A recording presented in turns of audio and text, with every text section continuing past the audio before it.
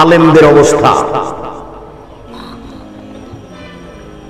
আনাস রাদিয়াল্লাহু তাআলা আনহু বলেন, রাসূল সাল্লাল্লাহু আলাইহি ওয়াসাল্লাম বললেন, রাআইতু লাইলাতান উসরিয়া বি, আমি এক রাতে একদা আমি নিজেকে দেখলাম জিবরাইল আমাকে উপর দিকে নিয়ে চলে যাচ্ছেন। আমাদের নবী বলছেন, জিবরাইল একদা আমাকে উপর দিকে নিয়ে চলে যাচ্ছেন।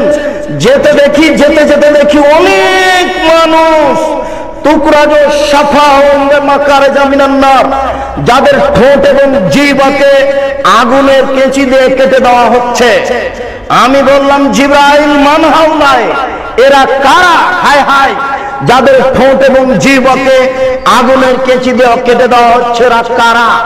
তখন জিবরাইল আলাইহিস সালাম বললেন, হাউলায়ে খুতুবাউ মিন উম্মাতিক, এরা হচ্ছে আপনার উম্মতের বক্তা, যারা বক্তৃতা করে বেড়ায়, তাদের ঠোঁট এবং জিহ্বাকে আগুনের কেঁচি দিয়ে কেটে দেওয়া হচ্ছে।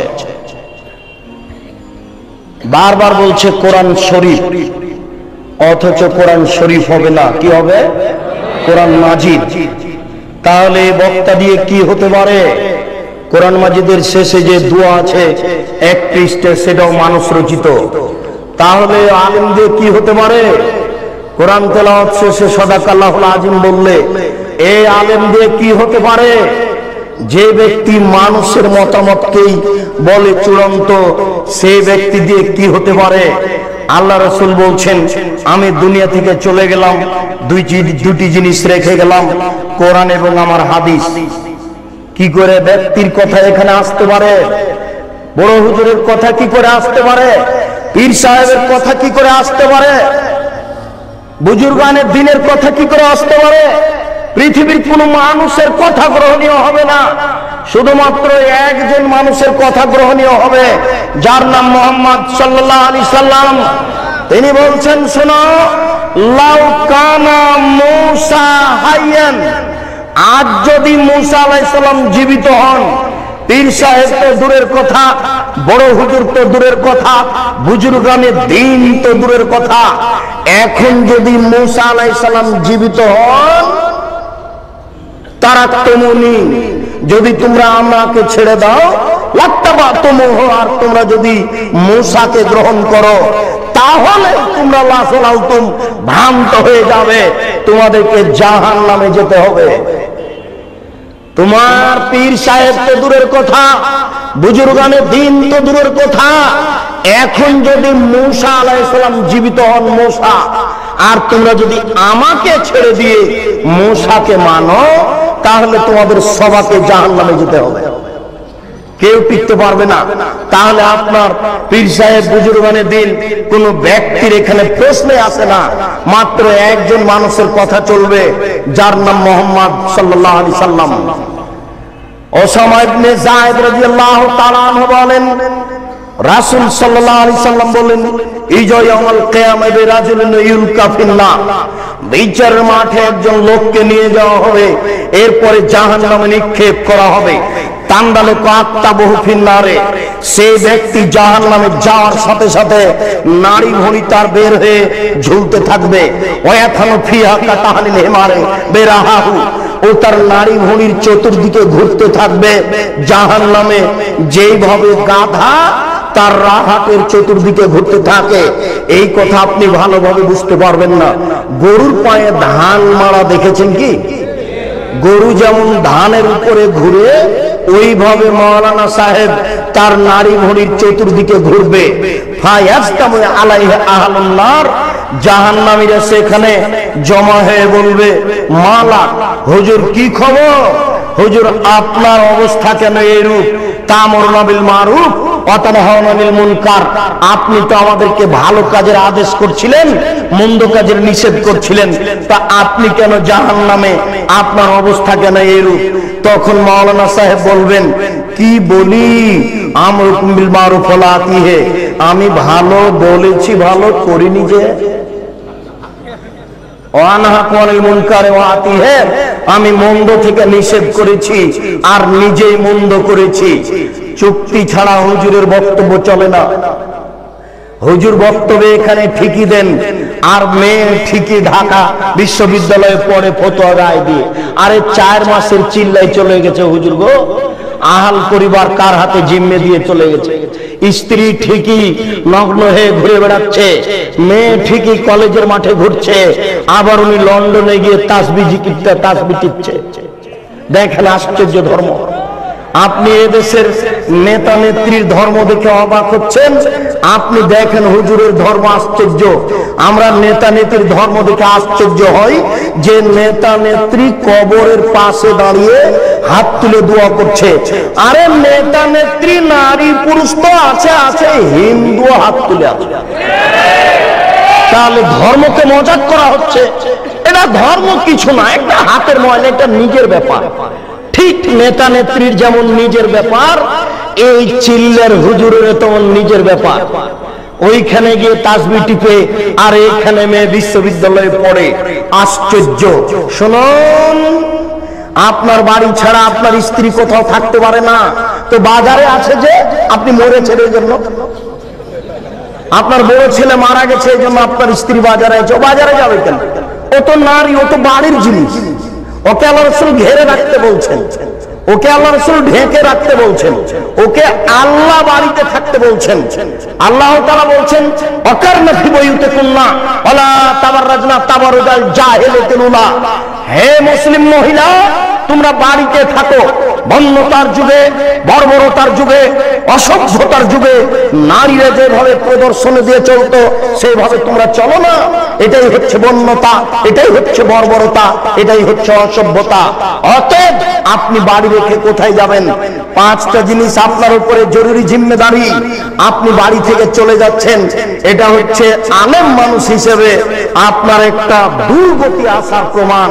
শুনুন, আবু হুরায়রা রাদিয়াল্লাহু তাআলা আনহু বলেন, অন্য এক বর্ণনায় সামরা ইবনে জুনদুব রাদিয়াল্লাহু তাআলা আনহু বলেন, আল্লাহর নবী বলছেন, আমার 2 হাত ধরে জিবরাইল এবং মিকাইল টেনে নিয়ে যেতে লাগলেন। যেতে যেতে দেখি একটা লোক এইভাবে চিথে শুয়ে রয়েছে, পাশে একটা লোক দাঁড়িয়ে আছে, তার হাতে একটা বড় পাথর রয়েছে। ইয়াসদাখু বিরাসাউ, এই পাথর দিয়ে তার মাথাকে ভেঙে চৌচির করে দিচ্ছে। ফায়দা জারাবাহু তাদাদাহাল হাজারো ফান্তালাকা ইলাইহি, মারার সাথে সাথে মাথা ফেটে একবারে চৌচির হয়ে যাচ্ছে আর পাথরটা ছিটকে দূরে চলে যাচ্ছে। এই লোকটি আবার পাথর আনতে যাচ্ছে, পাথর আনতে না আনতেই মাথা ঠিক হয়ে গেছে, আবার মারে, আবার চৌচির হয়, পাথর দূরে চলে যায়। আল্লাহ রাসূল বললেন, জিবরাইল মা হাজা, একই দৃশ্য, একে যার মাথাকে এভাবে চৌচির করে দেওয়া হচ্ছে, ফাটিয়ে দেওয়া হচ্ছে। তখন জিবরাইল বললেন, হো আলেম, উনি হচ্ছেন মাওলানা মানুষ, কোরআন হাদিস জানতেন কিন্তু সে অনুযায়ী চলতেন না, এই জন্য তার মাথাকে ভেঙে চৌচির করে দেওয়া হচ্ছে। পৃথিবীর কোন পাপীকে মেরে তার মাথা ফাটিয়ে দেওয়া হবে না।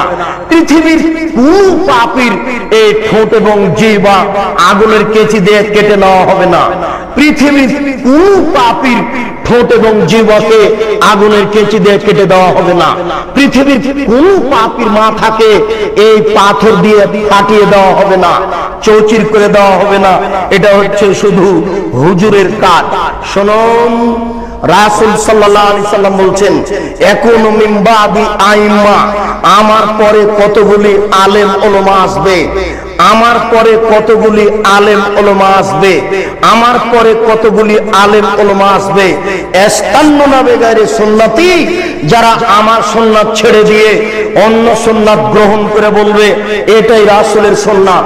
যারা আমার সুন্নাত ছেড়ে দিয়ে অন্য সুন্নাত গ্রহণ করে বলবে এটাই রাসূলের সুন্নাত। আশ্চর্য, আল্লাহ রাসূল 23 বছর জীবনে, আল্লাহ রাসূল 23 বছর জীবনে, আল্লাহ রাসূল 23 বছর জীবনে কয়েক হাজার ওয়াক্ত নামাজ পড়িয়েছেন। কোন একদিন একামাতের পরে না বলে নামাজ শুরু করেছেন, কিছু না বলে নামাজ শুরু করেছেন, এটা জীবনেও ঘটেনি। তিনি আগে বলেছেন, সুফুফাকুম, কাতার সোজা করুন, অতারাসু, প্রাচীরের মতো হয়ে দাঁড়ান, শুদ্ধ খেলালাকুম, তোমাদের আপনাদের ফাঁকা বন্ধ করুন। ওই যে আমি দেখতে পাচ্ছি ওই যে দুইজনের ফাঁকা দিয়ে শয়তান ছাগলের বাচ্চার মতো প্রবেশ করছে।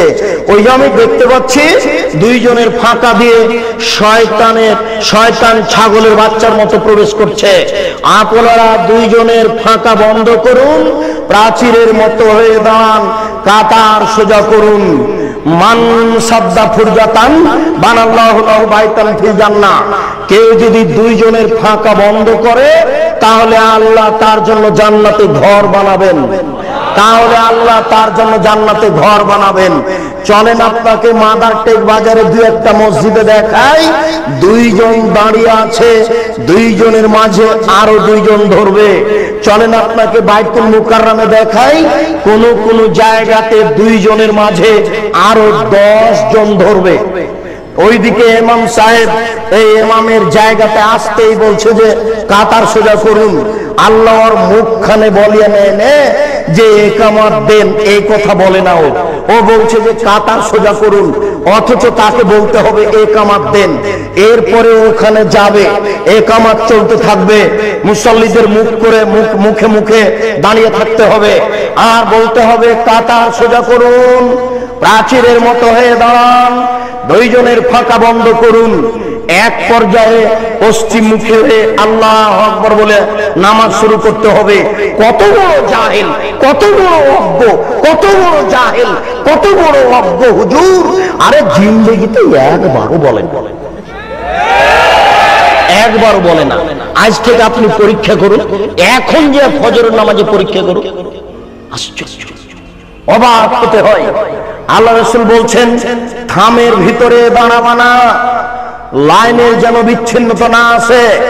থামের ভিতরে দাঁড়াবেন না, পায়ের মাঝে দাঁড়াবেন না, যেন কাতারের ভিতরে বিচ্ছিন্নতা না আসে। কেউ যদি ওই পায়ের মাঝামাঝিতে দাঁড়িয়ে গেছে, তখন সাহাবীগণ তাকে ধাক্কা দিয়ে আগে এবং পিছে করে দিয়েছেন। ওরে হুজুর কত বড় জাহেল! ওই কাতারের মাঝে এইভাবে রেখেছে জুতা স্যান্ডেলের বাক্স। দেখেন আপনি এই বাজারে, এই শহরে কত মসজিদ এইভাবে আছে। আল্লাহর নবী বলছেন এক শ্রেণীর মাওলানা আলেম ওলামা বের হবে, যারা আমার সুন্নাত ছেড়ে দিয়ে অন্য সুন্নাত ধরে বলবে এটাই রাসূলের সুন্নাত। লাখো সুন্নাতকে তারা কবর দিচ্ছে, যেটা রাসূলের নয়। রাসূলের যেটা আছে সেটাকে কবর দিয়ে অন্য একটা বানিয়ে চলেছে। আশ্চর্য! আপনাকে একটু বলতে হয়, আশ্চর্য আপনাকে একটু বলতে হয়। আমাদের নবী বৃহস্পতিবার এবং সোমবার রোজা থাকতেন, কেন জানেন? আমাদের নবী বৃহস্পতিবার এবং সোমবার রোজা থাকতেন এই জন্য যে সাপ্তাহিক রিপোর্ট পেশ করা হয় বৃহস্পতিবার আর সোমবার। আমাদের নবী মুহাম্মদ সাল্লাল্লাহু আলাইহি ওয়াসাল্লাম চাইতেন যে যখন আমার রিপোর্টটা পেশ করা হবে তখন আল্লাহ দেখুক যে আমি রোজা আছি। বাৎসরিক রিপোর্ট পেশ করা হয় শাবান মাসে, বাৎসরিক রিপোর্ট পেশ করা হয় শাবান মাসে। আমাদের নবী মুহাম্মদ সাল্লাল্লাহু আলাইহি ওয়াসাল্লামের জানা ছিল না যে শাবান মাসের কোন দিনে রিপোর্ট পেশ করা হয়। এই জন্য আয়েশা রাদিয়াল্লাহু তাআলা আনহা বলছেন যে ওই দিনটাকে ধরার জন্য আল্লাহ রাসূল পুরো শাবান সিয়াম পালন করতেন, তবে শাবানকে রমজানের সাথে লাগিয়ে দিতেন না। উম্মু সালমা রাদিয়াল্লাহু তাআলা আনহা বলেন আমাদের নবী মুহাম্মদ সাল্লাল্লাহু আলাইহি ওয়াসাল্লাম পুরো শাবান সিয়াম পালন করতেন, তবে শাবানকে রমজানের সাথে লাগিয়ে দিতেন না। কেন? তিনি ভাবতেন এই দিনটা আমাকে ধরতেই হবে। বাৎসরিক যখন রিপোর্ট পেশ করা হবে তখন আল্লাহ দেখুক যে আমি রোজা আছি। বাৎসরিক যখন রিপোর্ট পেশ করা হবে তখন আল্লাহ দেখুক যে আমি রোজা আছি। এটা দেখানোর জন্য তিনি শাবান মাসে বেশি বেশি রোজা রাখতেন। ভারত, বাংলাদেশ, পাকিস্তানের এই সব হুজুরেরা জাহেলের পরিচয় দিয়ে কিভাবে কিভাবে জেনে নিল সেই দিন 15ই শাবান। ভারত, বাংলাদেশ, পাকিস্তানের হুজুরেরা কিভাবে কিভাবে জেনে নিল সেই দিন হচ্ছে 15ই শাবান। তাই তারা কলকারখানা, অফিস আদালত, কোর্ট কাচারি, শিক্ষা প্রতিষ্ঠান বন্ধ করে রাতে গোসল করে আতর গোলাপ মেখে দিনে রোজা থাকে, অসম্ভব হতে পারে না। আল্লাহ রাসূল বললেন আমার সুন্নাত ছেড়ে দিয়ে তারা অন্য সুন্নাতকে ধরে বলবে এটাই রাসূলের সুন্নাত। প্রায় পুরো শাবান সিয়াম পালন করা হচ্ছে রাসূলের সুন্নাত, আর একদিন সিয়াম পালন করা হচ্ছে ভারতের সুন্নাত, মানুষের সুন্নাত। 27 রজব কোরআন মাজিদ নাযিল হয়েছে, আল্লাহ রাসূল গেছিলেন মেরাজে। এই কথার ভিত্তিতে মেরাজের দিন রোজা রাখতে হবে, এটা মিথ্যে। কোরআন মাজিদের আয়াত পেশ করা হচ্ছে মিলাদের জন্য 4টে। আল্লাহ মিলাদ করেছেন, নবী মিলাদ করেছেন, সাহাবীগণ মিলাদ করেছেন। কত বড় ডাহা মিথ্যে কথা সাহাবীদের উপরে! এগুলো সব বাতিলি কোরআন, এগুলো হচ্ছে বাতিলি বানাওয়া কথা, অসম্ভব হতে পারে না। শুনুন, 27 রজব রোজা হতে পারে না, 15ই শাবান রোজা হতে পারে না। এইগুলি হচ্ছে রাসূলের সুন্নাতকে ছেড়ে দিয়ে অন্য সুন্নাত গ্রহণ করা, রাসূলের আদর্শকে ছেড়ে দিয়ে অন্য আদর্শ গ্রহণ করা। তাই রাসূল সাল্লাল্লাহু আলাইহি সাল্লাম বলছেন ফীহিম রিজালুন, এই আলেমদের মধ্যে কতগুলি আলেম হবে কুলুবুহুম কুলুবুশ শায়াতিন, শায়াতিন ফি জুসমানি ইনসিন, এদের অন্তর হবে শয়তানের অন্তর, এদের দেখতে লাগবে মানুষ। এদের অন্তর হবে শয়তানের অন্তর, এদের দেখতে লাগবে মানুষ। এদের অন্তর হবে শয়তানের অন্তর, এদের দেখতে লাগবে মানুষ। আল্লাহ রাসূল এক শ্রেণীর আলেমকে শয়তান বললেন। আল্লাহ রাসূল এক শ্রেণীর আলেমের জিহ্বা কেটে নেওয়া হবে এই কথা বললেন। এক শ্রেণীর আলেমকে জাহান্নামে নিক্ষেপ করা হবে, তার নাড়ি ভুঁড়ি বের হয়ে ঝুলতে থাকবে এই কথা বললেন। এক শ্রেণীর আলেমকে একবারে চিৎ করে ফেলে দিয়ে মাথা ফাটিয়ে চৌচির করে দেওয়া হবে এই কথা আল্লাহ রাসূল বললেন। প্রায় হাদিসগুলি বুখারী মুসলিমের।